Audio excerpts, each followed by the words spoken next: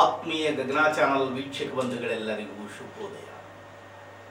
ಪ್ರಿಯ ವೀಕ್ಷಕ ಬಂಧುಗಳೇ, ನಿತ್ಯ ಭವಿಷ್ಯವೆಂಬ ಆಧ್ಯಾತ್ಮಿಕ ನೇರ ಪ್ರಸಾರ ಕಾರ್ಯಕ್ರಮಕ್ಕೆ ತಮಗೆಲ್ಲರಿಗೂ ಆದರದ ಸ್ವಾಗತ ಸುಸ್ವಾಗತ.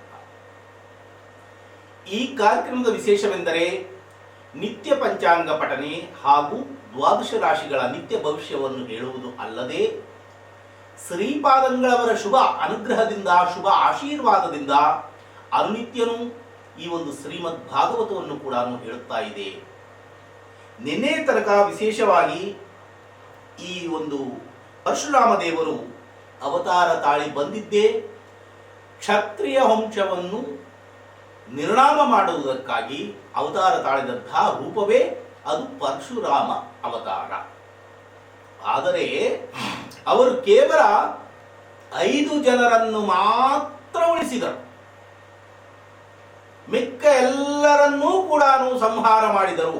ಕ್ಷತ್ರಿಯ ವಂಶವನ್ನೇ ಸಂಪೂರ್ಣವಾಗಿ ನಾಶ ಹೊಂದಿಸಿ ಶೇಷ ಉಳಿಯಬೇಕು ಎನ್ನುವಂತಹ ಉದ್ದೇಶದಿಂದ 5 ಜನರನ್ನು ಮಾತ್ರ ಉಳಿಸಿದರು ಎನ್ನುವಂತಹ ಮಾಹಿತಿಯನ್ನು ನಿನ್ನೆಯ ತನಕ ಹೇಳಲಾಗಿತ್ತು. ಆದರೆ ಇಂದು ಯಯಾತಿರಾಜನ ವೃತ್ತಾಂತವನ್ನು ಹೇಳುವೆನು ಕೇಳು ಎಂದು ಸುಖಮಹಾಮುನಿಗಳು ಪರೀಕ್ಷಿತ್ ರಾಜರಿಗೆ ಹೇಳುತ್ತಾ ಇದ್ದಾರೆ. ಏನೆಂದು, ನಹುಷನ ಪುತ್ರರು ಯತಿ ಯಯಾತಿ. ನಹುಷ ಎನ್ನುವಂತಹ ಆತನು ಕೂಡ ಒಬ್ಬನು, ಆ 5 ಜನರಲ್ಲಿ ಒಬ್ಬನು.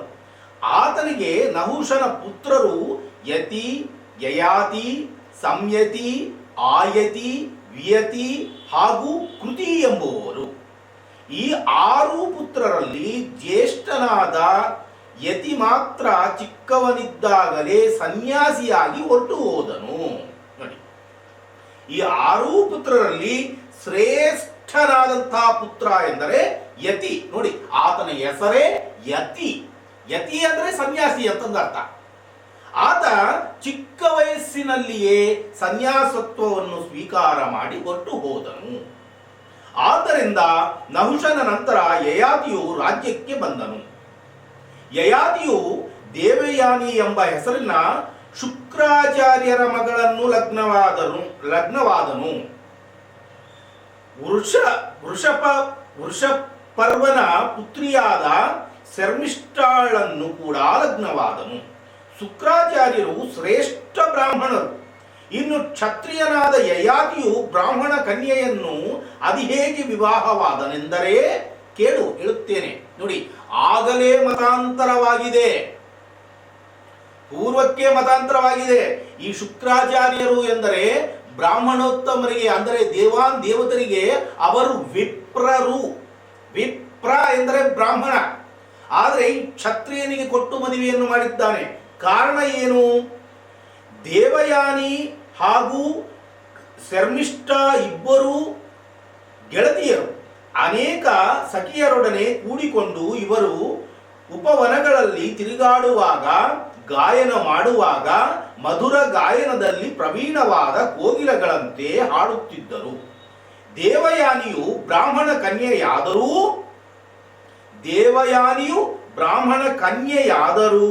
ಹಠಮಾರಿ ಹೆಣ್ಣಾಗಿದ್ದಳು. ಅವಳಂತೆಯೇ ಶರ್ಮಿಷ್ಠೆ ರಾಜಕುಮಾರಿಯು ಮುಂಗೋಪಿಯಾಗಿ ಇದ್ದಳು. ಒಂದು ಸಲ ಗೆಳತಿಯರೆಲ್ಲರೂ ಸರೋವರದಲ್ಲಿ ಸ್ನಾನ ಮಾಡಲು ಹೋದರು. ಸರೋವರದ ಮೇಲ್ಭಾಗವು ಅನೇಕ ಕಮಲಗಳ ಕೇಶರದಿಂದ ಸಿಂಚನೆಯಿಂದ ಸುಗಂಧಿತವಾಗಿದ್ದಿತು. ಹಂಸಗಳ ಜೋಡಿಗಳು ಜೋಡಿ ಜೋಡಿಯಾಗಿ ಈಜುತ್ತಿರುವಾಗ ಫಣೀಭೂತನು ಮಂಜು ನೀರಿನ ಮೇಲೆ ತೇಲಿದಂತೆ ಕಾಣುತ್ತಿದ್ದನು. ಅಂತಹ ಸರೋವರದಲ್ಲಿ ಸಖಿಯರೆಲ್ಲರೂ ಇಳಿದು ಸ್ನಾನ ಮಾಡತೊಡಗಿದಾಗ ಒಬ್ಬರ ಮೇಲೊಬ್ಬರು ನೀರು ಚಿಮುಕಿಸಿ ಸಂತೋಷ ಪಡುತ್ತಿದ್ದರು.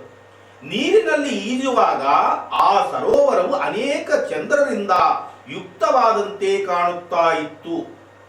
ಅವರ ಜಲಕ್ರೀಡೆ ನಡೆದ ಮೇಲೆ ಆಕಾಶದಲ್ಲಿ ನಂದಿವಾಹನನು ಪಾರ್ವತಿಯೊಂದಿಗೆ ಹೊರಟಿದ್ದನ್ನು ಅವರೆಲ್ಲರೂ ನೋಡಿ ಶೀಘ್ರವೇ ದಂಡೆಗೆ ಬಂದು ತಮ್ಮ ತಮ್ಮ ಬಟ್ಟೆಗಳಿಂದ ಕಾಯಗಳನ್ನು ಆಚ್ಛಾದಿಸಿಕೊಂಡರು. ಈ ರೀತಿ ಏಕಕಾಲಕ್ಕೆ ಎಲ್ಲರೂ ತಮ್ಮ ವಸ್ತ್ರಗಳಿಗಾಗಿ ಗಡಿಬಿಡಿ ಮಾಡಿದ ಕಾರಣ ಶರ್ಮಿಷ್ಠೆಯ ತನ್ನವೆಂದು ದೇವಯಾನಿಯು ಬಟ್ಟೆಗಳನ್ನು ತೊಟ್ಟುಕೊಂಡಳು. ಅದನ್ನು ನೋಡಿ ದೇವಯಾನಿಗೆ ಬಹು ಕೋಪ ಬಂದು,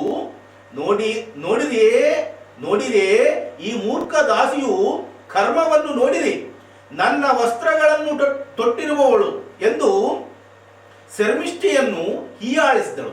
ಆಗ ಶರ್ಮಿಷ್ಠೆಯು, ಎಲೈ ಬಡ ಬ್ರಾಹ್ಮಣನ ಮಗಳೇ, ಭಿಕ್ಷುಕಿಯೇ, ನಮ್ಮ ಅನ್ನದ ಮೇಲೆ ಉದರ ನಿರ್ವಾಹ ಮಾಡಿ ನಮಗೆ ತಿರುಗಿ ಬೀಳುವಿಯಾ ಎಂದಾಗ ಇಬ್ಬರು ವಾಗ್ವಾದ ಇನ್ನಷ್ಟು ತೀವ್ರವಾಗಿ ಕೊನೆಗೆ ಒಬ್ಬರನ್ನೊಬ್ಬರು ಜಗ್ಗಾಡತೊಡಗಿದರು.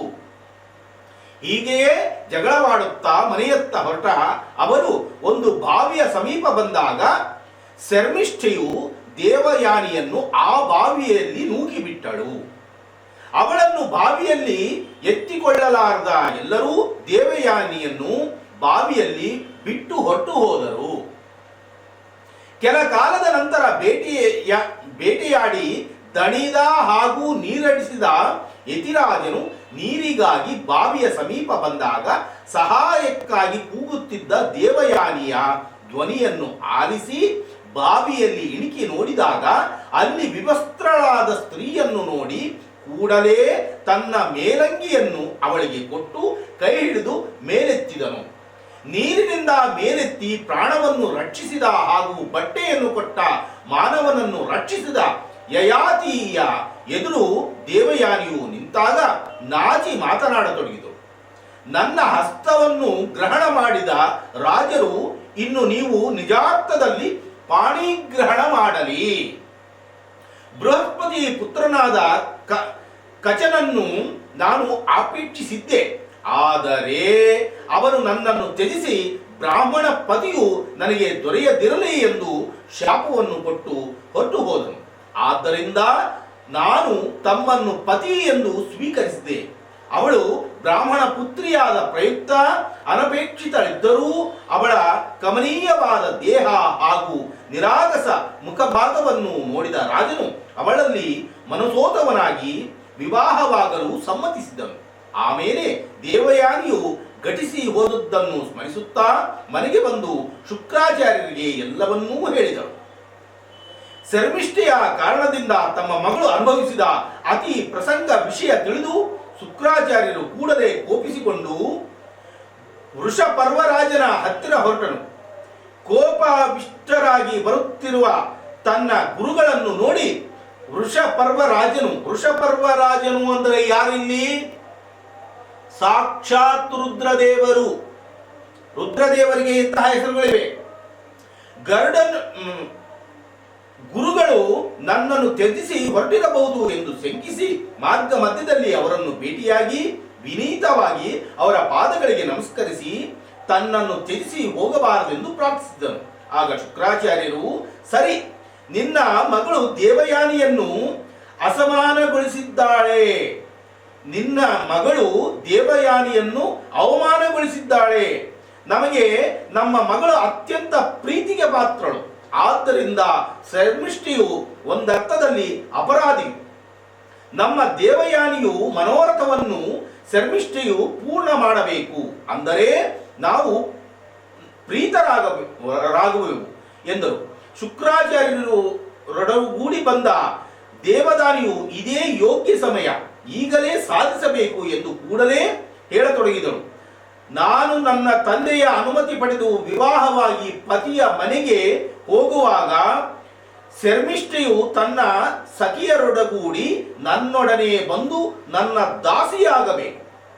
ವೃಷಪರ್ವರಾಜನೊಡನೆ ಬಂದ ಶರ್ಮಿಷ್ಠೆಯು ತನ್ನ ತಂದೆಯ ಶುಕ್ರಾಚಾರ್ಯರ ಶಾಪದ ಕ್ರೂರ ಕೊರ್ತದಿಂದ ದೂರವಿರಬೇಕೆಂದರೆ ದೇವಯಾನಿಯು ಮಾತಿನಂತೆ ತಾನು ನಡೆಯಬೇಕು ಎಂದು ವಿಚಾರ ಮಾಡಿ ತತ್ಕಾಲದಲ್ಲಿ ದೇವಯಾನಿಯು ಹೇಳಿದ್ದನ್ನು ಒಪ್ಪಿಕೊಂಡರು.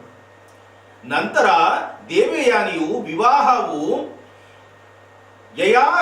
ಯಯಾತಿರಾಜನೊಡನೆ ಆಯಿತು. ದೇವಯಾನಿಯು ಪತಿಯೊಡನೆ ಹೊರಟಾಗ ಶರ್ಮಿಷ್ಠೆಯು ತನ್ನ ಸಖಿಯರೊಡಗೂಡಿ ಅವಳ ದಾಸ್ಯವನ್ನು ಸ್ವೀಕರಿಸಿದಳು. ಮಗಳನ್ನು ಕಳುಹಿಸಿಕೊಡುವ ಸಮಯದಲ್ಲಿ ಶುಕ್ರಾಚಾರ್ಯರು ಯಯಾತಿ ರಾಜನಿಗೆ ಹೇಳಿದರು, ನನ್ನ ಮಗಳು ದಾಸ್ಯವನ್ನು ಸ್ವೀಕರಿಸಿದ ಶರ್ಮಿಷ್ಠೆಯೊಡನೆ ನೀನು ಲಗ್ನವಾಗಬೇಡ, ಎಚ್ಚರಿಕೆ. ಆಗ ಶರ್ಮಿಷ್ಠೆ ಮೌನವನ್ನೇ ಸ್ವೀಕರಿಸಿದಳು. ಕಾಲಾಂತರದಲ್ಲಿ ದೇವಯಾನಿಯು ಒಂದು ಸುಂದರ ಗಂಡು ಮಗುವಿಗೆ ಜನ್ಮವನ್ನು ಇತ್ತಳು. ಅದನ್ನು ನೋಡಿ ಶರ್ಮಿಷ್ಠೆಯು ಒಂದು ಸಲ ಏಕಾಂತದಲ್ಲಿ ಯಯಾತಿ ರಾಜನನ್ನು ಸಂಧಿಸಿ ತಾನು ಕೂಡ ತಾಯಿಯಾಗಬೇಕೆಂದು ಆಸೆಯನ್ನು ಹೊಂದಿರುವುದಾಗಿ ತಿಳಿಸಿದಳು. ಅವನ ಕರುಣೆಯನ್ನು ಬೇಡಿದಳು. ಆಗ ಇದು ದೈವ ಇಚ್ಛೆ ಎಂದು ತಿಳಿದು ಯಯಾತಿಯು ಕರ್ಮಿಷ್ಠಿಯನ್ನು ತಣಿಸಿದನು. ಕೆಲ ದಿನಗಳ ತರುವಾಯ ಅವಳಿಗೆ ಪುತ್ರ ಪ್ರಾಪ್ತಿಯಾಯಿತು. ಆಮೇಲೆ ಇನ್ನಿಬ್ಬರೂ ಪುತ್ರರು ಜನಿಸಿದರು. ಅವರು ದೃಹ್ಯ, ಅನು ಹಾಗೂ ಪುರು ಎಂಬುವರು. ದೇವಯಾನಿಗೆ ಸಹ ಯದು, ತುರ್ವಸು ಎಂಬ ಇಬ್ಬರು ಪುತ್ರರು ಜನಿಸಿದರು. ಕಾಲಾಂತರದಲ್ಲಿ ದೇವಯಾನಿಯು ತನ್ನ ಪತಿಯ ಶರ್ಮಿಷ್ಠೆಯೊಡನೆ ಸರಿಗೆಯಿಂದ ವ್ಯವಹರಿಸುತ್ತಿರುವುದನ್ನು ಸಂಶಯ ತಾಳಿ ತನ್ನ ಬೇಹುಗಾರರಿಂದ ಅವರಿರುವರ ನಡುವಣ ನಿಜ ಸಂಬಂಧವನ್ನು ತಿಳಿದುಕೊಂಡು ಅದನ್ನರಿತು ಭಯಂಕರ ಕುಪಿತಳಾಗಿ ಲಘು ಬಗೆಯಿಂದ ತನ್ನ ತಂದೆಯ ಕಡೆಗೆ ಹೊರಟಳು. ಶುಕ್ರಾಚಾರ್ಯರು ದೇವಯಾನಿಯ ಮಾತುಗಳನ್ನು ಆಲಿಸಿ ಕ್ರೋಧವಶರಾಗಿ ತನಗೆ ಶಾಪ ಕೊಡಬಹುದೆಂಬ ಭಯದಿಂದ ಗ್ರಸ್ತನಾದ ಯಯಾತಿಯು ದೇವಯಾನಿಯನ್ನು ತಡೆದು ಅವಳನ್ನು ರಮಿಸಲು ಬಹು ಪ್ರಯತ್ನಪಟ್ಟಳು. ಆದರೆ ನಿಷ್ಫಲವಾಯಿತು. ದೇವಯಾನಿಯು ಹೊರಟು ಹೋಗಿ ತನ್ನ ತಂದೆಗೆ ಯಯಾತಿ ಶರ್ಮಿಷ್ಠೆಯರ ಸಂಬಂಧದ ವಿಷಯವನ್ನು ಹೇಳಿದಳು. ಇದನ್ನು ನನ್ನ ಆಜ್ಞೆ ಉಲ್ಲಂಘಿಸಿದಂತಾಯಿತೆಂದು ಶುಕ್ರಾಚಾರ್ಯರು ಭಾವಿಸಿ ತತ್ಕಾಲದಲ್ಲಿ ಕ್ರುದ್ಧರಾಗಿ ಯಯಾತಿಯ ಸಮೀಪ ಬಂದು, ಹೇ ವಚನಭ್ರಷ್ಟ ಕಾಮುಕ ರಾಜನೇ, ದೇವಯಾನಿಯು ವಿವಾಹವಾದ ನಂತರ ಅವಳನ್ನು ನಿನ್ನೊಡನೆ ಕಳುಹಿಸುವ ಸಮಯದಲ್ಲಿ ನಾವು ವಿಧಿಸಿದ ನಿಬಂಧನೆಯನ್ನು ವಿಸ್ಮರಣೆಯಾಯಿತೇ ನಿನಗೆ? ಇಂದ್ರಿಯ ಜನ್ಯ ಸುಖವೇ ಪರಮ ಸುಖವೆಂದು ಭ್ರಮಿಸಿ ಮೃಗಗಳಂತೆ ಶರ್ಮಿಷ್ಠೆಯಲ್ಲಿ, ಅಂದರೆ ನನ್ನ ಮಗಳ ಚರಣ ದಾಸಿಯರಲ್ಲಿ ರತನಾದೆ. ಇಂತು ನಿನ್ನ ವರ್ತಿಸುವಂತಾಗಲು ನಿನ್ನ ಯೌವನ ಹಾಗೂ ಇಂದ್ರಿಯ ಸಾಮರ್ಥ್ಯಗಳ ಗರ್ವವೇ ಕಾರಣ. ಈ ನಿನ್ನ ವ್ಯಭಿಚಾರಕ್ಕೆ ಕಾರಣವಾದ ನಿನ್ನ ತಾರುಣ್ಯವನ್ನೇ ಇಂದು ನಾವು ಶಪಿಸುವೆವು. ನಿನ್ನ ತಾರುಣ್ಯವು ನಷ್ಟವಾಗಿ ನಿನಗೆ ವೃದ್ಧಾಪ್ಯವು ಪ್ರಾಪ್ತವಾಗಲಿ ಎಂದು ಶಾಪವನ್ನು ಇಟ್ಟರು.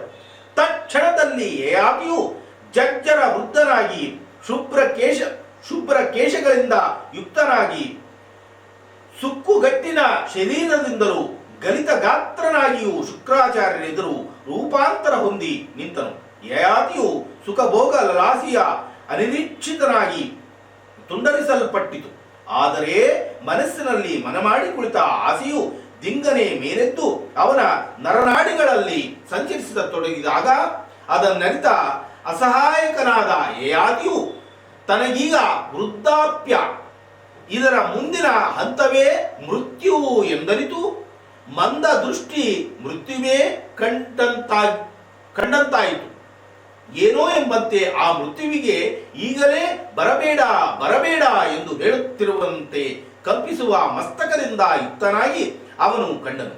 ಯಯಾತಿಯು ಮತಿಭ್ರಷ್ಟನಂತಾಗಿ ಇನ್ನೇನು ಮಾಡುವುದು ಎಂದು ಯೋಚಿಸಿ ಕೊನೆಗೆ ಶಾಪವಿತ್ತವರೇ ಉಪಶಾಪವಿಯಲು ಸಮರ್ಥರೆಂದು ಅರಿತು ಶುಕ್ರಾಚಾರ್ಯರ ಪಾದಗಳನ್ನು ಆಶ್ರಯಿಸಿ ಕರುಣೆಗಾಗಿ ಪ್ರಾರ್ಥಿಸಿದನು.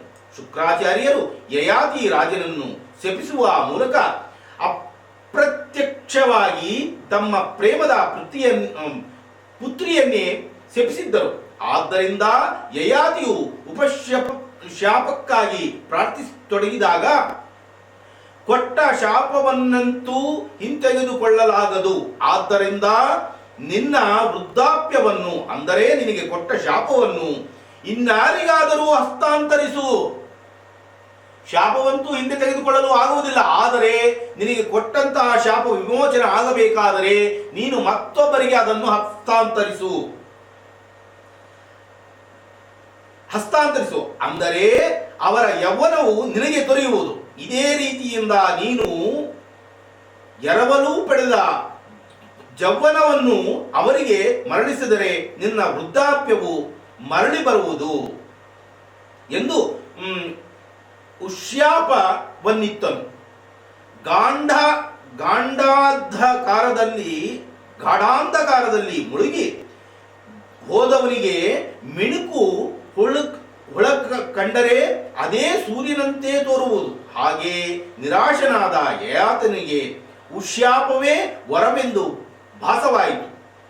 ಜರಾಗ್ರಸ್ತನಾದ ಯಯಾತಿಯು ಆಮೇಲೆ ಯಾರಿಂದ ತಾರುಣ್ಯವನ್ನು ಪಡೆಯಲಿ ಎಂದು ಯೋಚಿಸಿ ದೇವಯಾನಿಯ ಪುತ್ರರಾದ ಯದು ಹಾಗೂ ತುರ್ವಸರನ್ನು, ಶರ್ಮಿಷ್ಠೆಯ ಪುತ್ರರಾದ ದೃಹ್ಯ, ಅನು, ಪುರೂಹರನ್ನು ಕರೆದು ಲಜ್ಜೆ ತೊರೆದವನಾಗಿ, ಹೇ ನನ್ನ ಪ್ರಿಯ ಪುತ್ರರೇ, ನನಗೆ ಇನ್ನೂ ಸುಖ ಭೋಗಲಾಸೆ ಉಳಿದಿದೆ. ಆದರೆ ಗುರುಗಳ ಶಾಪ ಇದ್ದ ಪ್ರಯುಕ್ತ ನನ್ನ ಸ್ಥಿತಿ ಇಂತಾಗಿದೆ. ಆದ್ದರಿಂದ ಕೆಲ ಕಾಲದವರೆಗೆ ನಿಮ್ಮಲ್ಲಿಯೇ ಒಬ್ಬರು ಈ ನನ್ನ ವೃದ್ಧಾಪ್ಯವನ್ನು ತೆಗೆದುಕೊಂಡು ನಿಮ್ಮ ಯೌವನವನ್ನು ನನಗೆ ಕೊಡಿರಿ. ನಿಮ್ಮಿಂದ ಕೊಡಲ್ಪಟ್ಟದ್ದನ್ನು ನಿಮಗೆ ಆಮೇಲೆ ಮರಳಿಸುವೆನು ಎಂದು ಭಿನ್ನವಿಸಿದನು. ಆಗ ಪುರುವೊಬ್ಬನನ್ನು ಬಿಟ್ಟು ನಾಲ್ವರು ಏಕಾಭಿಪ್ರಾಯದಿಂದ, ಏ ತಾತ, ನೀನು ತಾರುಣ್ಯದ ಸುಖಾನುಭವವನ್ನು ಈಗಲೇ ಹೊಂದಿರುವೆ. ಇನ್ನು ನಾವು ಚಿಕ್ಕವರು, ಆದ್ದರಿಂದ ನಾವು ಇನ್ನೂ ಆ ಅನುಭವವನ್ನು ಪಡೆದೇ ಇಲ್ಲ. ನಮ್ಮದು ನಮ್ಮಲ್ಲಿರಲಿ ಎಂದು ಹೇಳಿದರು. ಕೊನೆಯ ಪ್ರಯತ್ನವೆಂದು ಯಯಾತಿಯು ಕೊನೆಯ ಪುತ್ರನಾದಂತಹ ಪುರುವನ್ನು ತನ್ನತ್ತ ಕರೆದು ಅವನ ಮಸ್ತಕವನ್ನು ಆಘ್ರಾಣಿಸಿ ಕಂಪಿಸುವ ಧ್ವನಿಯಿಂದ, ಪುರು, ನೀನೇ ನನ್ನ ಪುತ್ರನಲ್ಲವೇ? ಆದ್ದರಿಂದ ಜಾಣನಲ್ಲವೇ? ನಿನ್ನ ತಂದೆಯ ಆಶೆಯನ್ನು ಪೂರೈಸುತ್ತೀಗೆ ತಾನೇ? ಪಿತೃವಾಕ್ಯ ಪಾಲನೆಯ ದಿವ್ಯ ಕರ್ಮ ಫಲವಲ್ಲವೇ ಎಂದು ಕೇಳಿದನು. ಆಗ ಪುರು ಯಯಾತಿಯನ್ನು ಕುರಿತು, ತಾತ, ನಾನು ನಿಮ್ಮ ವೃದ್ಧಾಪ್ಯವನ್ನು ಸ್ವೀಕರಿಸುವೆನು. ತಂದೆಯ ಮನದಿಂಗಿತವನ್ನು ಅರಿತ ಅದಕ್ಕೆ ಅನುಕೂಲವಾಗುವಂತೆ ವರ್ತಿಸುವವನು. ಉತ್ತಮ ಪುತ್ರನು ತಂದೆಯ ಅಭಿಪ್ರಾಯವನ್ನು ಕೇಳಿ ತಿಳಿದು ಅದರಿಂದ ವರ್ತಿಸುವ ಪುತ್ರನು ಮಧ್ಯಮನು. ತಂದೆಯ ಅಭಿಪ್ರಾಯ ತಿಳಿದು ಕೂಡ ತ್ರಯಸ್ಥನಂತೆ ಕಾರ್ಯ ಮಾಡುವವನು ಅಧಮನು. ಮತ್ತು ಯಾವ ಪುತ್ರನು ತಂದೆಯ ಅಭಿಪ್ರಾಯವನ್ನು ನಿರ್ದಾಕ್ಷಿಣ್ಯವಾಗಿ ವಿರೋಧಿಸುವವನೋ ಅವನು ತಂದೆಯ ಮಲವಿದ್ದಂತೆ. ನೋಡಿ, 3 ವಿಧವಾಗಿ ವಿಂಗಡಣೆಯನ್ನು ಮಾಡಿದ್ದಾರೆ. ತಂದೆಯ ವಿಷಯವನ್ನು ತಿಳಿದು ಕೂಡ ನನಗೆ ಏನೂ ಸಂಬಂಧ ಇಲ್ಲ ಎಂದು ಇದ್ದರೆ ತಂದೆಯ ಮಲವಿದ್ದಂತೆ. ಈ ಪ್ರಕಾರವಾಗಿ ಎಂದಿಗೂ ಕೂಡ ಒಂದು ತಂದೆಯು ಏನಾದರೂ ಅಪೇಕ್ಷೆಯನ್ನು ಇಟ್ಟಿದ್ದಾನೆ ಎಂದರೆ ಅದನ್ನು ಈಡೇರಿಸುವವನೇ ನಿಜವಾದಂತಹ ಪುತ್ರನು. ತಾತ, ನಿಮ್ಮ ವೃದ್ಧಾಪ್ಯವನ್ನು ಸ್ವೀಕರಿಸುವುದೇ ನನ್ನ ಪಾಲಿನ ಕರ್ತವ್ಯವೆಂದು ಭಾವಿಸುವೆನು ಎಂದು ವಿನಯದಿಂದ ಮಾತನಾಡಿದೊಡನೆ ಪುರುವು ವೃದ್ಧನಾದನು. ಯಯಾತಿಯು ಎರವಲ ಯೌವನದಿಂದ ಶೋಭಿಸತೊಡಗಿದನು. ಪರೀಕ್ಷಿತನೇ, ಯಯಾತಿ ರಾಜನು ತರುಣನಾದ ಮೇಲೆ ಅನೇಕ ವರ್ಷಗಳವರೆಗೆ ರಾಜ್ಯವಾಳಿ ಅನೇಕ ವಿಧದಿಂದ ಇಂದ್ರಿಯಗಳನ್ನು ತೃಪ್ತಿಪಡಿಸಲು ಪ್ರಯತ್ನಿಸಿದನು. ಕೊನೆಗೊಮ್ಮೆ ಈ ಭೂಗೋಳದಲ್ಲಿ ಬಾಯಾರಿಕೆ ಇದ್ದಂತೆ ಮತ್ತು ಸುಖ ಸಾಧನೆಗಳೆಲ್ಲವೂ ಮೃಗ ಜಲವಿದ್ದಂತೆ ಎಂದು ತಿಳಿದು ತನ್ನ ಬಾಳು ನಿಷ್ಪ್ರಯೋಜಕವಾಯಿತೆಂಬ ಅರ್ಥದಲ್ಲಿ ಖಿನ್ನನಾಗಿ ಪಶ್ಚಾತ್ತಾಪಪಟ್ಟನು. ಆಮೇಲೆ ಪುರುವನ್ನು ಕರೆದು, ಹೇ ಪುತ್ರ, ಇದೋ ನಿನ್ನ ತಾರುಣ್ಯವನ್ನು ನಿನಗಿಂದು ಮರಳಿಸುವನು. ಇನ್ನು ನೀನೇ ರಾಜ್ಯವನ್ನಾಳು ಎಂದು ಹೇಳಿದನು. ಯಯಾತಿಯು ಪುನಶ್ಚ ವೃದ್ಧನಾದನು. ಪುರುವು ಯಯಾತಿಯ ಸಿಂಹಾಸನವನ್ನು ಏರಿದನು. ಯಯಾತಿಯು ಅರಣ್ಯವನ್ನು ಪ್ರವೇಶಿಸಿ ಶ್ರೀಹರಿಯನ್ನು ಅನನ್ಯ ಭಾವದಿಂದ ಭಜಿಸಿದನು. ಪರೀಕ್ಷಿತನೇ, ನಿನಗೆ ಪುರುವಂಶವನ್ನು ಹೇಳುವನು ಕೇಳು. ನೀನು ಕೂಡ ಪುರುವಿನ ವಂಶದವನೇ. ನಿನ್ನ ವಂಶದಲ್ಲಿ ಅನೇಕ ಶ್ರೇಷ್ಠ ಚಕ್ರವರ್ತಿಗಳು ಆಗಿ ಹೋದರು. ಪುರುವಿನ ಪುತ್ರನು ಜನುಮೇಜಯನ ವಂಶದಲ್ಲಿ 11ನೇಯವನು ರಂತಿನಾವನು. ರಂತಿನಾಮನ ಪುತ್ರನಾದ ಅಪ್ರತಿ ರಥನಲ್ಲಿ ಕಣ್ವರು ಜನಿಸಿದರು. ರಂತಿನಾಮನ ಮೊಮ್ಮಗನು ರೇಭಿಯು, ರೇಭಿಯ ಪುತ್ರನೇ ದುಷ್ಯಂತ ರಾಜನು. ಇನ್ನು ದುಷ್ಯಂತನ ವೃತ್ತಾಂತವನ್ನು ಹೇಳುವನು, ಕೇಳು ಎಂದು ಶುಕ್ರಾಚಾರ್ಯರು ಈ ಪರೀಕ್ಷಿತ್ ರಾಜನಿಗೆ ಹೇಳುತ್ತಾ ಇದ್ದಾರೆ. ಇದನ್ನು ನಾಳೆ ವಿವರಿಸಿ ಹೇಳುತ್ತಾ ಪ್ರಯತ್ನಕ್ಕೆ ಪಾತ್ರರಾಗೋಣ ಎಂದು ಹೇಳುತ್ತಾ, ಇಂತಹ ಕಥೆಗಳನ್ನು ಇನ್ನೂ ವರ್ಣಬಂಧಿತವಾಗಿ ಕೇವಲ ಪುಸ್ತಕವನ್ನು ನೋಡಿ ಹೇಳುವುದು ಅಲ್ಲ, ಪುಸ್ತಕವನ್ನು ಮುಂದಿಟ್ಟುಕೊಂಡು ಪುಸ್ತಕವನ್ನು ತೆಗೆಯದೆ ನೋಡುವಂತಹ ಯೋಗ್ಯತೆ ಸಾಮರ್ಥ್ಯವನ್ನು ನನ್ನ ಶ್ರೀಪಾದಂಗಳವರು ಕರುಣಿಸಲಿ ಎಂದು ಅವರ ಪಾದಚರಣ ಕಮಲಗಳಲ್ಲಿ ವಿಶೇಷವಾದಂತಹ ಪ್ರಾರ್ಥನೆಯನ್ನು ಸಲ್ಲಿಸುತ್ತಾ, ಈಗ ಅದೇ ಗುರುಗಳ ನಾಮಸ್ಮರಣೆಯನ್ನು ಮಾಡಿ ಅವರ ಅನುಮತಿಯನ್ನು ಪಡೆದು ಅವರ ಆಜ್ಞಾನುಸಾರವಾಗಿ ಇಂದಿನ ದಿನದ ನಿತ್ಯ ಪಂಚಾಂಗ ಪಠನೆ ಹಾಗೂ ದ್ವಾದಶ ರಾಶಿಗಳ ನಿತ್ಯ ಭವಿಷ್ಯವನ್ನು ಹೇಳುವ ಮುನ್ನ ಗುರುಗಳ ನಾಮಸ್ಮರಣೆ. ಓಂ ಶ್ರೀ ಶ್ರೀ ಶ್ರೀ ಸತ್ಯಾತ್ಮತೀರ್ಥ ಶ್ರೀ ಗುರುಭ್ಯೋ ನಮೋ ನಮಃ. ವಾಕ್ಸಿದ್ಧಿಂ ದೇಹಿ ಮೇಂ, ವಾಕ್ಸಿದ್ಧಿಂ ದೇಹಿ ಮೇಂ, ವಾಕ್ಸಿದ್ಧಿಂ ದೇಹಿ ಮೇಂ. ಪ್ರಿಯ ವೀಕ್ಷಕ ಬಂಧುಗಳೇ, ಇಂದಿನ ಪಂಚಾಂಗ ಈ ಪ್ರಕಾರವಾಗಿ ಇದೆ. ಶ್ರೀ ಪ್ಲವನಾಮ ಸಂವತ್ಸರ, ದಕ್ಷಿಣಾಯನ, ಶರದ್ ಋತುವು, ಆಶ್ವೀಜ ಮಾಸ, ಶುಕ್ಲ ಪಕ್ಷ, ಗುರುವಾರ, ಪಾಡ್ಯಮಿ ತಿಥಿ, ಚಿತ್ತಾ ನಕ್ಷತ್ರ, ಐಂದ್ರ ನಾಮ ಯೋಗ, ಭವನಾಮಕರಣ. ಈ ಶುಭ ದಿನ ಸಕಲ ವೀಕ್ಷಕ ಬಂಧುಗಳಿಗೂ ಹಾಗೂ ಸರ್ವಜನಾಂಗಕ್ಕೂ ಭಗವಂತ ಉನ್ನತವಾದಂತಹ ದಿನವನ್ನಾಗಿ ಪರಿವರ್ತನೆ ಮಾಡಿ, ಆರೋಗ್ಯಭರಿತವಾದಂತಹ ದಿನವನ್ನಾಗಿ ಪರಿವರ್ತನೆ ಮಾಡಿ, ಸಂಪದ್ಭರಿತವಾದಂತಹ ದಿನವನ್ನಾಗಿ ಪರಿವರ್ತನೆ ಮಾಡಿ, ಎಲ್ಲರನ್ನೂ ಸುಭಿಕ್ಷ ರೀತಿಯಿಂದ ಕಾಪಾಡಲಿ ಎಂದು ಮನಃಪೂರ್ವಕ ಗುರುಗಳ ಮುಖೇನ ವಾಯುದೇವರ ಪಾದಚರಣ ಕಮಲಗಳಲ್ಲಿ ವಿಶೇಷವಾದಂತಹ ಪ್ರಾರ್ಥನೆಯನ್ನು ಸಲ್ಲಿಸುತ್ತಾ, ಕಾರಣ ಇಂದಿನಿಂದ ನವರಾತ್ರಿಗಳು ಆರಂಭ. ನವರಾತ್ರಿಗಳು ಎಂದರೆ ಕೆಲವೊಬ್ಬರ ಮನೆಗಳಲ್ಲಿ ನಂದಾದೀಪವನ್ನು ಹಾಕುವಂತಹ ಹವ್ಯಾಸ ಇರುತ್ತದೆ, ಪದ್ಧತಿ ಬಂದಿರುತ್ತದೆ. ಆ ಪ್ರಕಾರವಾಗಿ ದೀಪವನ್ನು ಇಂದು ಪ್ರಪ್ರಥಮವಾಗಿ ಆರಂಭ ಮಾಡುತ್ತಾರೆ. 9 ದಿನಗಳ ತನಕ ಆ ದೀಪವು ಶಾಂತವಾಗುವುದಿಲ್ಲ, ಅದನ್ನು ಅಷ್ಟು ಜೋಪಾನವಾಗಿ ಕಾಪಾಡುತ್ತಾರೆ. ಇದನ್ನೇ ಶರನ್ನವರಾತ್ರಿ ಎಂದು ಹೇಳುತ್ತಾರೆ. ಕೊನೆಗೆ ವಿಜಯದಶಮಿ ದಿನದಂದು ಬನ್ನಿಯನ್ನು ತಂದು ಪ್ರಪ್ರಥಮವಾಗಿ ಭಗವಂತನಿಗೆ ಕೊಟ್ಟು, ನಂತರ ಎಲ್ಲಾ ಹಿರಿಯರಿಗೂ ಕೊಟ್ಟು ನಮಸ್ಕಾರವನ್ನು ಮಾಡುತ್ತಾ ಬನ್ನಿಯನ್ನು ತೆಗೆದುಕೊಂಡು ಬಂಗಾರದಂತೆ ಮಾತನಾಡುತ್ತಾ ಇರಿ ಎನ್ನುವಂತಹ ಕೋರಿಕೆಯನ್ನು ಕೂಡ ಕೋರುತ್ತಾರೆ. ಈ ಪ್ರಕಾರವಾಗಿ ಎಲ್ಲರೂ ಕೂಡ ಈ ಬನ್ನಿ ಹಬ್ಬದ ಶುಭಾಶಯಗಳನ್ನು ಈ ಪ್ರಪ್ರಥಮ ದಿನದಂದೇ ಎಲ್ಲರಿಗೂ ಕೂಡ ಅರ್ಪಣೆಯನ್ನು ಮಾಡುತ್ತಾ, ಇಂದಿನ ದಿನ ಹುಟ್ಟುಹಬ್ಬವನ್ನು ಆಚರಿಸಿಕೊಳ್ಳತಕ್ಕಂತಹ ಪ್ರತಿಯೊಬ್ಬರಿಗೂ ಭಗವಂತ ಅನೇಕ ವಿಧವಾದಂತಹ ಆರೋಗ್ಯ ಭಾಗ್ಯ, ಸಂಪತ್ತಿನ ಭಾಗ್ಯ ಎಲ್ಲವುದನ್ನು ಕರುಣಿಸುವುದು ಅಲ್ಲದೆ ಉತ್ತಮವಾದಂತಹ ಮನಸ್ತತ್ವವನ್ನು ಪ್ರಸಾದಿಸಿ ಹಾಗೂ ಉತ್ತಮವಾದಂತಹ ವಿದ್ಯಾಬುದ್ಧಿಯನ್ನು ಪ್ರಸಾದಿಸಿ ಇನ್ನೂ 100 ವರ್ಷ ಇಂತಹ ಸಂಭ್ರಮಾಚರಣೆಗಳನ್ನು ಮಾಡಿಕೊಳ್ಳುವಂತಹ ಯೋಗ್ಯತೆ ಮತ್ತು ಶಕ್ತಿ ಅವರಿಗೆ ಪ್ರಸಾದಿಸಲಿ ಎಂದು ಮನಃಪೂರ್ವಕ ಗುರುಗಳ ಮುಖೇನ ವಾಯುದೇವರ ಪಾದಚರಣ ಕಮಲಗಳಲ್ಲಿ ವಿಶೇಷವಾದಂತಹ ಪ್ರಾರ್ಥನೆಯನ್ನು ಸಲ್ಲಿಸುತ್ತಾ, ಹಾಗೂ ಇಂದಿನ ದಿನ ಮದುವೆಯ ವಾರ್ಷಿಕೋತ್ಸವವನ್ನು ಮಾಡಿಕೊಳ್ಳತಕ್ಕಂತಹ ಪ್ರತಿ ದಂಪತಿಗಳಿಗೆ ಪ್ರಪ್ರಥಮವಾಗಿ ಆ ಮಾತಿಗೆ ಭಗವಂತ ದೀರ್ಘ ಸುಮಂಗಳಿ ಭವ ಎನ್ನುವಂತಹ ಶುಭ ಆಶೀರ್ವಾದವನ್ನು ಮಾಡಿ ಆ ದಂಪತಿಗಳಿಗೆ ಬೇಕಾದಂತಹ ಎಲ್ಲ ವಿಧವಾದ ಸೌಕರ್ಯ ಸವಲತ್ತುಗಳನ್ನು ಒದಗಿಸಿಕೊಡುವುದು ಅಲ್ಲದೆ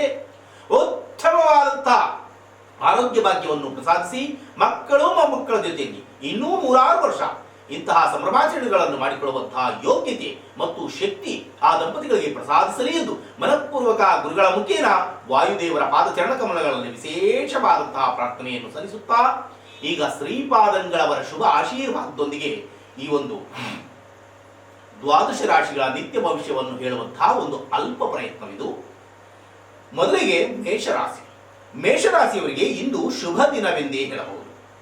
ಎಂತಹ ಪ್ರಕಾರವಾದಂತಹ ಶುಭ ದಿನ ಎಂದರೆ, ತಾವು ಪ್ರತ್ಯಕ್ಷವಾಗಿ ಪರೋಕ್ಷವಾಗಿ ಕೇಳತಕ್ಕಂತಹ ಪ್ರತಿ ವಾರ್ತೆಗಳು ಶುಭ ವಾರ್ತೆಗಳೇ ಮತ್ತು ವಿಶೇಷವಾದಂತಹ ಲಾಭವನ್ನು ಕೂಡ ಪಡೆದು ನೆಮ್ಮದಿಯಿಂದ, ಆನಂದದಿಂದ, ಉತ್ಸಾಹದಿಂದ, ಉಲ್ಲಾಸದಿಂದ ಇರತಕ್ಕಂತಹ ಒಂದು ಅತ್ಯುನ್ನತವಾದಂತಹ ದಿನ ಇದು ಮೇಷರಾಶಿಯವರ ಪಾಲಿಗೆ ಶುಭವಾಗಲಿ. ಏನು ವೃಷಭ ರಾಶಿ, ವೃಷಭ ರಾಶಿಯವರಿಗೆ ಇಂದು ಅಷ್ಟು ಶುಭದಾಯಕವಾದಂತಹ ದಿನವಾಗಿ ಕಾಣ್ತಾ ಇಲ್ಲ. ಕಾರಣ ಏನು ಎಂದರೆ ಭಯದ ವಾತಾವರಣ. ಏನಾಗುತ್ತದೋ ಏನಾಗುತ್ತದೋ ಏನಾಗುತ್ತದೋ ಎನ್ನುವಂತಹ ಭಯದ ವಾತಾವರಣದಲ್ಲಿ ಸಿಲುಕುವಂತಹ ಒಂದು ಅಶುಭಕರವಾದಂತಹ ದಿನವಾಗಿ ಕಾಣ್ತಾ ಇದೆ. ಭಯ ಎನ್ನುವುದು ಎಂದಿಗೂ ಬೇಡ ಕಣ್ರಿ.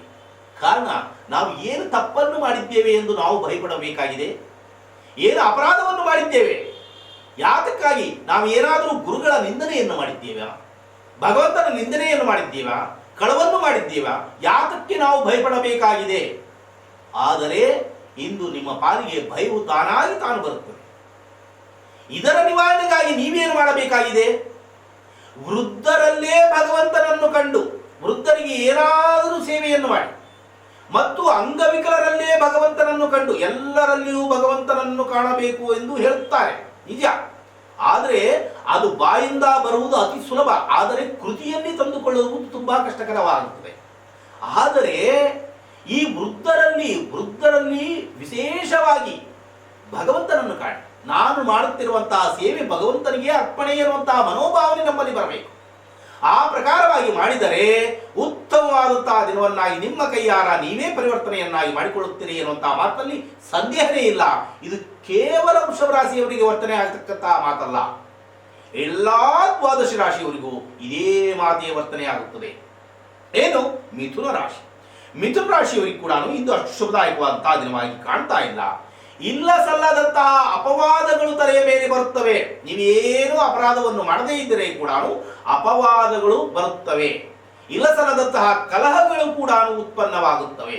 ಇದರ ನಿವಾರಣೆಗಾಗಿ ನೀವು ಕೂಡ ವೃದ್ಧರಿಗೆ ಏನಾದರೂ ಸೇವೆಯನ್ನು ಮಾಡಿ, ಮತ್ತು ಅಂಗವಿಕಲರನ್ನು ಹುಡುಕಿಕೊಂಡು ಹೋಗಿ ಏನಾದರೂ ಪರಿಪಕ್ವವಾದಂತಹ ಪದಾರ್ಥವನ್ನೇ ದಾನವನ್ನಾಗಿ ಕೊಟ್ಟು ಅವರಲ್ಲೇ ಭಗವಂತನನ್ನು ಕಂಡಿದ್ದೇ ಆದರೆ ಉತ್ತಮವಾದಂತಹ ದಿನವನ್ನಾಗಿ ನಿಮ್ಮ ಕೈಯಾರ ನೀವೇ ಅತಿ ಸುಲಭೋಪಾಯದಿಂದ ಪರಿವರ್ತನೆ ಮಾಡಿಕೊಳ್ಳಬಹುದು ಎನ್ನುವಂತಹ ಮಾತಿನಲ್ಲಿ ಸಂದೇಹನೇ ಬೇಡ. ಏನು ಕರ್ಕಾಟಕ ರಾಶಿ, ಕರ್ಕಾಟಕ ರಾಶಿಯವರಿಗೆ ಇಂದು ಶುಭ ದಿನವೆಂದೇ ಹೇಳಬಹುದು. ನಿಮ್ಮ ಯೋಗ್ಯತಾನುಸಾರವಾಗಿ ಪ್ರತಿ ಕಾರ್ಯದಲ್ಲಿಯೂ ಕೂಡ ವಿಜಯವನ್ನು ಸಾಧಿಸಿ ವಿಜಯ ಪತಾಕೆಯನ್ನೇ ಹಾರಿಸುವಂತಹ ಒಂದು ಪವಿತ್ರವಾದಂತಹ ದಿನ, ಮತ್ತು ಅನೇಕ ತರಹವಾದಂತಹ ಲಾಭಾಂಶಗಳೇ ಒದಗಿ ಬರುತ್ತವೆ. ಇಂತಹ ಪವಿತ್ರವಾದಂತಹ ದಿನವನ್ನು ಸದ್ವಿನಿಯೋಗ ಮಾಡಿಕೊಳ್ಳಿ, ಶುಭವಾಗಲಿ. ಏನು ಸಿಂಹರಾಶಿ, ಸಿಂಹರಾಶಿಯವರಿಗೆ ಇಂದು ಅಶುಭದಾಯಕವಾದಂತಹ ದಿನವಾಗಿ ಕಾಣ್ತಾ ಇಲ್ಲ. ಕಾರಣ ಏನು ಎಂದರೆ ಅಶಾಂತಿಯಿಂದ ಬಳಲುವುದು, ಅಶಾಂತಿ ಮತ್ತು ಅಸಹನೆ, ಮನುಷ್ಯನಿಗೆ ನೆಮ್ಮದಿ ಎನ್ನುವುದೇ ಇರುವುದಿಲ್ಲ. ಅಂತಹ ಪ್ರಕಾರವಾದಂತಹ ಒಂದು ಅಶುಭಕರವಾದಂತಹ ದಿನವಾಗಿ ಕಾಣ್ತಾ ಇದೆ. ಆದರೆ ಚಿಂತಿಸಬೇಕಾದಂತಹ ಅವಶ್ಯಕತೆ ಇಲ್ಲ. ಕಡು ವೃದ್ಧರಿಗೆ ಏನಾದರೂ ಸೇವೆಯನ್ನು ಮಾಡಿ, ಅವರ ಕುಲ ಗೋತ್ರ ಮತ ಇನ್ನೊಂದು ಮತ್ತೊಂದು ಮಗದೊಂದು ಏನು ನೋಡುವಂತಹ ಪ್ರಯತ್ನವೇ ಮಾಡಬೇಡಿ. ವೃದ್ಧರು ಹೌದೋ ಅಲ್ವೋ ಅವರಲ್ಲೇ ಭಗವಂತನನ್ನು ಕಂಡು ಬೇಕಾದರೆ ಪಾದ ಸೇವೆಯನ್ನಾದರೂ ಮಾಡಿ, ಮತ್ತು ಅಂಗವಿಕಲರಿಗೆ ಏನಾದರೂ ಪರಿಪಕ್ವವಾದಂತಹ ಪದಾರ್ಥವನ್ನು ನಿಮ್ಮ ಯೋಗ್ಯತಾನುಸಾರವಾಗಿ ಕೊಟ್ಟು ಇಂತಹ ದಿನವನ್ನು ಪವಿತ್ರವಾದಂತಹ ದಿನವನ್ನಾಗಿ ಪರಿವರ್ತನೆ ನಿಮ್ಮ ಕೈಯಾರ ನೀವೇ ಮಾಡಿಕೊಳ್ಳಿ. ಏನು ಕನ್ಯಾ ರಾಶಿ, ಕನ್ಯಾ ರಾಶಿಯವರಿಗೆ ಕೂಡ ಇಂದು ಅಷ್ಟು ಶುಭದಾಯಕವಾದಂತಹ ದಿನವಾಗಿ ಕಾಣ್ತಾ ಇಲ್ಲ. ಕಾರಣ ಪ್ರತ್ಯಕ್ಷವಾಗಿ ಪರೋಕ್ಷವಾಗಿ ಕೇಳತಕ್ಕಂತಹ ಪ್ರತಿ ವಾರ್ತೆಗಳು ಅಶುಭಕರವಾದಂತಹ ವಾರ್ತೆಗಳೇ. ಏನೇ ಒಂದು ದೂರವಾಣಿ ಮುಖಾಂತರ ಅಥವಾ ಪ್ರತ್ಯಕ್ಷವಾಗಿ ಬಂದು ಎಲ್ಲ ಬರುವಂತಹ ವಾರ್ತೆಗಳು ಅಶುಭಕರವಾದಂತಹ ವಾರ್ತೆಗಳೇ. ಆದರೆ ಚಿಂತೆಯನ್ನು ಮಾಡಬೇಕಾದಂತಹ ಅವಶ್ಯಕತೆ ಇಲ್ಲ. ನೀವು ಕೂಡ ವೃದ್ಧರಿಗೆ ಸೇವೆಯನ್ನು ಸಲ್ಲಿಸಿ, ಅಂಗವಿಕಲರಿಗೆ ಏನಾದರೂ ಪರಿಪಕ್ವವಾದಂತಹ ಪದಾರ್ಥವನ್ನು ದಾನವನ್ನಾಗಿ ಕೊಟ್ಟಿದ್ದೇ ಆದರೆ ಸಾಕ್ಷಾತ್ ಭಗವಂತನೇ ಸುಪ್ರೀತನಾಗುತ್ತಾನೆ. ಆಗ ನಿಮಗೆ ಉತ್ತಮವಾದಂತಹ ದಿನವನ್ನಾಗಿ ಸ್ವಾಮಿಯೇ ಪರಿವರ್ತನೆ ಮಾಡುತ್ತಾರೆ ಎನ್ನುವಂತಹ ಮಾತಿನಲ್ಲಿ ಸಂದೇಹನೇ ಬೇಡ.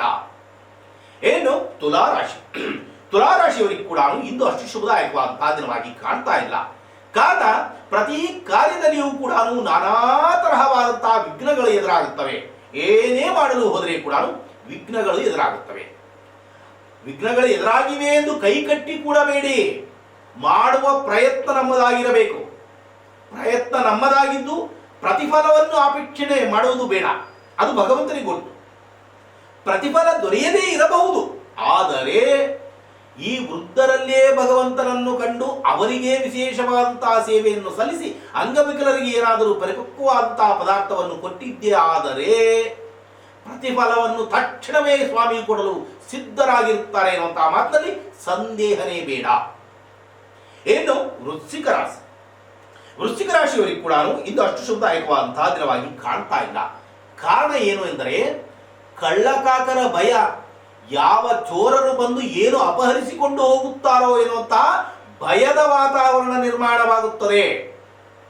ಎಲ್ಲಿ ಯಾವ ಬಸ್ಸಿನಲ್ಲಿ ಹೋದರೆ ಯಾರು ನನ್ನ ಮಂಗಲ ಚೈನ್ ಕಿತ್ಕೊಳ್ಳುತ್ತಾರೋ, ಯಾರು ಮತ್ತು ತೆಗೆದುಕೊಳ್ಳುತ್ತಾರೋ, ಹಣವನ್ನು ತೆಗೆದುಕೊಳ್ಳುತ್ತಾರೋ, ಈ ತರಹವಾದಂತಹ ಭಯಾನಕವಾದಂತಹ ವಾತಾವರಣ ಸೃಷ್ಟಿಯಾಗುತ್ತದೆ. ಇದರ ನಿವಾರಣೆಗಾಗಿ ನೀವು ವೃದ್ಧರಿಗೆ ಏನಾದರೂ ಸೇವೆಯನ್ನು ಸಲ್ಲಿಸಿ, ಅಂಗವಿಕಲರನ್ನು ಹುಡುಕಿಕೊಂಡು ಹೋಗಿ ಏನಾದರೂ ಪದಾರ್ಥವನ್ನು ದಾನವನ್ನಾಗಿ ಕೊಡಿ. ಅಲ್ಲ ಕಣ್ರಿ ಆಚಾರ್ಯ, ನಿಮ್ಗೆ ಏನಾದರೂ ಬುದ್ಧಿಗಿದ್ದಿ ಇದೆಯಾ? ಯಾರೋ ವೃದ್ಧ ಆತನಿಗೆ ನಾನು ಸೇವೆಯನ್ನು ಮಾಡಿದರೆ ಈ ಚೋರರಿಗೆ ಹೇಗೆ ತಟ್ಟುತ್ತದೆ? ಸತ್ಯ, ನೀವು ಕೇಳುವಂತಹ ಮಾತು ಅಕ್ಷರ ಸಹ ಸತ್ಯ. ಆದರೆ ಆ ವೃದ್ಧರ ಕೈಯಲ್ಲಿ ಕೋಲಿರುತ್ತದೆ ತಾನೇ, ಅಂಗವಿಕಲರ ಕೈಯಲ್ಲಿ ಕೋಲಿರುತ್ತದೆ ತಾನೇ. ಆ ಕೋಲು ಸುಮ್ಮನೆ ಕೊಡುತ್ತದ? ಅಂಗವಿಕಲನಂತೂ ಎದ್ದು ಬಂದು ಏನು ಮಾಡಲು ಸಾಧ್ಯವಿಲ್ಲ, ವೃದ್ಧರು ಬಂದು ಏನು ಮಾಡಲು ಸಾಧ್ಯವಿಲ್ಲ. ಆದರೆ ಅವರಿಬ್ಬರಿಗೂ ಜೀವವನ್ನು ಕೊಟ್ಟಂತಹ ಆ ಸ್ವಾಮಿಯು ಅವರ ಕೈಯಲ್ಲಿರತಕ್ಕಂತಹ ಕೋಲಿಗೆ ಕಾರ್ಯವನ್ನು ಹೇಳ್ತಾರೆ. ಏನೆಂದು? ಅವನನ್ನು ಇಂತಹ ಚೋರನು ಏನೋ ಸಾಮಾನುಗಳನ್ನು ಅಪಹರಿಸಲು ಬರುತ್ತಾ ಇದ್ದಾನೆ, ಹೋಗಿ ನೀವು 4 ಬಾರಿಸರಿ. ಅವರಿಗೆ ಹೊಡೆತಗಳು ಬೀಳುತ್ತವೆ, ಯಾರು ಹೊಡೆದರು ಎಂದು ಕೂಡ ಅರ್ಥವಾಗುವುದಿಲ್ಲ.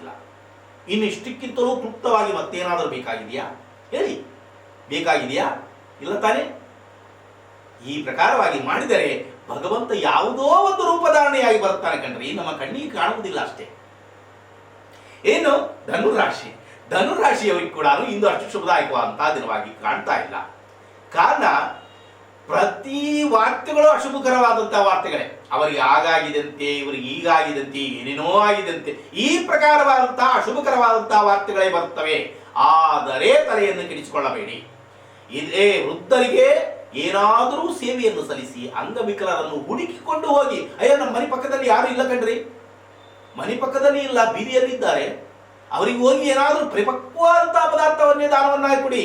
ಆ ಪ್ರಕಾರವಾಗಿ ಕೊಟ್ಟಿದ್ದೇ ಆದರೆ ಉತ್ತಮವಾದಂತಹ ದಿನವನ್ನಾಗಿ ನಿಮ್ಮ ಕೈಯಾರ ನೀವೇ ಪರಿವರ್ತನೆಯನ್ನಾಗಿ ಮಾಡಿಕೊಳ್ಳಬಹುದು ಎನ್ನುವಂತಹ ಮಾತಿನಲ್ಲಿ ಸಂದೇಹನೇ ಬೇಡ. ಏನು ಮಕರ ರಾಶಿ, ಮಕರ ರಾಶಿಯವರಿಗೆ ಕೂಡ ಇದು ಅಷ್ಟು ಶುಭದಾಯಕವಾದಂತಹ ದಿನವಾಗಿ ಕಾಣ್ತಾ ಇಲ್ಲ. ಕಾರಣ ಏನೆಂದರೆ ಅಧಿಕವಾದಂತಹ ಧನಹಾನಿ, ನಷ್ಟಕ್ಕೆ ಗುರಿಯಾಗುತ್ತೀರಿ.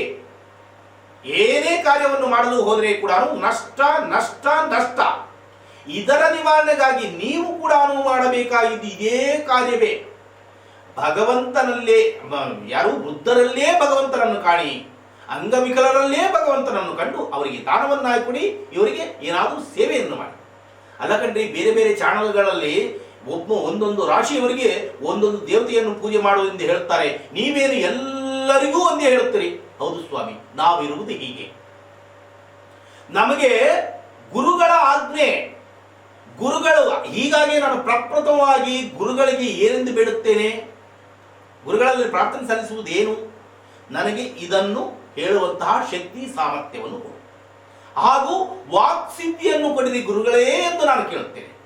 ಅವರು ಏನು ನುಡಿಸುತ್ತಾರೋ ಅದನ್ನು ಮಾತ್ರ ನಾನು ನುಡಿಯುತ್ತೇನೆ ಹೊರತಾಗಿ ಇದರಲ್ಲಿ ನಾನೇನೋ ದೊಡ್ಡ ಪ್ರವೀಣನು ಅಥವಾ ಇನ್ನೂ ವೇಷಭೂಷಣಗಳನ್ನು ಧಾರಣೆ ಮಾಡಿಕೊಂಡು ಬರುವಂತಹ ದುಸ್ಸಾಹಸದ ಕಾರ್ಯಕ್ರಮ ನಾನು ಎಂದಿಗೂ ಮಾಡುವುದಿಲ್ಲ. ಕಾರಣ ಗುರುಗಳ ಹಿಡಿತದಲ್ಲಿ ಇರುವಂತಹ ವ್ಯಕ್ತಿಯಾಗಿ ಅನೇಕ ತರಹವಾದಂತಹ 10 ಬೆರಳುಗಳು ಭಗವಂತ ಕೊಟ್ಟಿದ್ದಾನೆ ಎಂದು 10 ಬೆರಳುಗಳಿಗೆ ಬಂಗಾರದ ಉಂಗುರವನ್ನು ಮತ್ತು ದೊಡ್ಡದಾದಂತಹ ಗೊಲುಸುಗಳನ್ನು, ಬಂಗಾರದ ಚೈನುಗಳು. ಬಂಗಾರವನ್ನು ಧಾರಣೆ ಮಾಡಬಾರದು, ಪುರುಷರು ಬಂಗಾರವನ್ನು ಧಾರಣೆಯನ್ನು ಮಾಡಬಾರದು. ಕಾರಣ ಏನೆಂದರೆ ಅದರಲ್ಲಿ ಕಲಿ ಪ್ರವೇಶ ಮಾಡಿದ್ದಾನೆ. ಈ ಶ್ರೀಮದ್ ಭಾಗವತವನ್ನು ಕೇಳುತ್ತಾ ಇದ್ದೀರಿ. ಈ ಪರೀಕ್ಷಿತ್ ರಾಜನಿಗೆ ಉಪದೇಶವನ್ನು ಶುಕಾಚಾರ್ಯರಿಗೆ ಯಾತಕ್ಕಾಗಿ ಬೋಧನೆಯನ್ನು ಮಾಡುತ್ತಾ ಇದ್ದಾರೆ. ಆ ಶುಕಾಚಾರ್ಯರಿಗೆ ಅಂತಹ ಪರಿಸ್ಥಿತಿ ಯಾತಕ್ಕೆ ಎದುರಾಯಿತು? ಸತ್ತು ಹೋದಂತಹ ಹಾವಿನ ಕಳೆಬರವನ್ನು ಋಷಿಯ ಕೊರಳಲ್ಲಿ ಧಾರಣೆ ಮಾಡಿ ಬಂದರು. ಅಂತಹ ದುರ್ಬುದ್ಧಿ ಈ ಪರೀಕ್ಷಿತ ರಾಜರಿಗೆ ಯಾತಕ್ಕೆ ಬಂದಿತು? ಸುವರ್ಣದ ಕಿರೀಟವನ್ನು ಧಾರಣೆ ಮಾಡಿದ್ದರು. ಆ ಸುವರ್ಣದಲ್ಲಿ, ಸುವರ್ಣ ಅಂದರೆ ಏನು? ಬಂಗಾರ.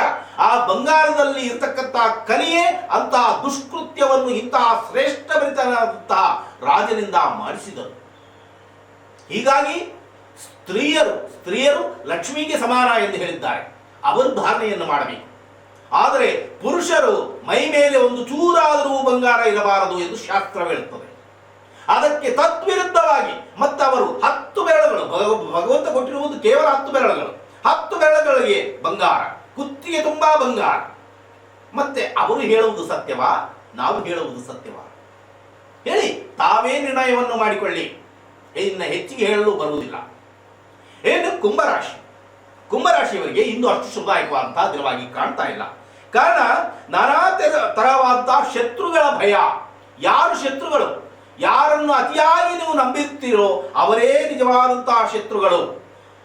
ನಿಜವಾದಂತಹ ಹಗ್ಗವನ್ನು ಕೈಯಲ್ಲಿ ಹಿಡಿದುಕೊಂಡು ಕೂಡಲೇ ಹಾವಾಗಿ ಪರಿವರ್ತನೆ ಆಗತಕ್ಕಂತಹ ಒಂದು ಅಶುಭಕರವಾದಂತಹ ದಿನವಾಗಿ ಕಾಣ್ತಾ ಇದೆ. ಇಂತಹ ದಿನವನ್ನೇ ಉತ್ತಮವಾದಂತಹ ದಿನವನ್ನಾಗಿ ಪರಿವರ್ತನೆ ಮಾಡಿಕೊಳ್ಳಲು ಏನು ಮಾಡಬೇಕಾಗಿದೆ? ವೃದ್ಧರಿಗೆ ಸೇವೆಯನ್ನು ಸಲ್ಲಿಸಿ ಅಂಗವಿಕಲರಲ್ಲೇ ಭಗವಂತನನ್ನು ಕಂಡು ಏನಾದರೂ ಪರಿಪಕ್ವವಾದಂತಹ ಪದಾರ್ಥವನ್ನು ದಾನವನ್ನಾಗಿ ಕೊಡಿ. ಇನ್ನು ಕೊನೆಯದಾದಂತಹ ರಾಶಿ ಮೀನರಾಶಿ. ಮೀನರಾಶಿಯವರಿಗೆ ಕೂಡ ಇಂದು ಅಷ್ಟು ಶುಭದಾಯಕವಾದಂತಹ ದಿನವಾಗಿ ಕಾಣ್ತಾ ಇಲ್ಲ. ಕಾರಣ ನಿಷ್ಠೂರದ ಮಾತುಗಳನ್ನು ಕೇಳಬೇಕಾದಂತಹ ಪ್ರಸಂಗ ಎದುರಾಗುತ್ತದೆ. ಯಾರಿಂದ? ಬಂಧು ಬಳಗದವರಿಂದನೇ. ಬಂಧು ಬಳಗದವರೇ ನಿಷ್ಠೂರದ ಮಾತುಗಳು, ನೀನು ಹಾಗೆ ಹೀಗೆ ಮತ್ತೊಂದು ಮಗದೊಂದು ಎನ್ನುವಂತ ಮಾತುಗಳನ್ನು ಕೇಳಬೇಕಾದಂತಹ ಅವಶ್ಯಕತೆ ನಿರ್ಮಾಣವಾಗುತ್ತದೆ. ಇದರ ಪ್ರಯುಕ್ತ ತಲೆಯನ್ನು ಕಿಡಿಸಿಕೊಳ್ಳಬೇಡಿ, ಚಿಂತೆಯನ್ನು ಮಾಡಬೇಡಿ.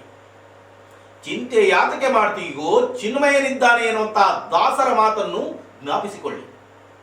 ಅದೇ ಪ್ರಕಾರವಾಗಿ ವೃದ್ಧರಲ್ಲೇ ಭಗವಂತನನ್ನು ಕಂಡು ಅವರಿಗೆ ಏನಾದರೂ ಸೇವೆಯನ್ನು ಸಲ್ಲಿಸಿ, ಅಂಗವಿಕಲರಿಗೆ ಏನಾದರೂ ಪರಿಪಕ್ವವಾದಂತಹ ಪದಾರ್ಥವನ್ನು ದಾನವನ್ನಾಗಿ ಕೊಟ್ಟು ಉತ್ತಮವಾದಂತಹ ದಿನವನ್ನಾಗಿ ನಿಮ್ಮ ಕೈಯಾರ ನೀವೇ ಪರಿವರ್ತನೆಯನ್ನಾಗಿ ಮಾಡಿಕೊಳ್ಳಿ ಎಂದು ಹೇಳುತ್ತಾ ಈ ಕಾರ್ಯಕ್ರಮವನ್ನು ಇಲ್ಲಿಗೆ ಅಂತ್ಯಗೊಳಿಸೋಣ. ಅಂತ್ಯಗೊಳಿಸುವ ಮುನ್ನ ಸಾಕ್ಷಾತ್ ಭಗವಂತನ ಪಾದದಲ್ಲಿ ಬೀಳುವುದೇನೆಂದರೆ, ಸರ್ವೇ ಜನಾಃ ಸುಖಿನೋ ಭವಂತು, ಸಮಸ್ತ ಸನ್ಮಂಗಳಾನಿ ಭವಂತು, ಸರ್ವಂ ಶ್ರೀಕೃಷ್ಣಾರ್ಪಣಮಸ್ತು ಎಂದು ಇಷ್ಟರ ತನಕ ನುಡಿದಂತಹ ಪ್ರತಿ ಅಕ್ಷರವನ್ನು ಶ್ರೀಕೃಷ್ಣ ಪರಮಾತ್ಮನ ಪಾದಕ್ಕೆ ಅರ್ಪಣೆಯನ್ನಾಗಿ ಮಾಡುತ್ತಾ ಪುನಃ ನಾಳೆ ಭೇಟಿಯಾಗುವ ನಿಮ್ಮೆಲ್ಲರ ಪ್ರೀತಿಯ ಪ್ರಾಣೇಶ್.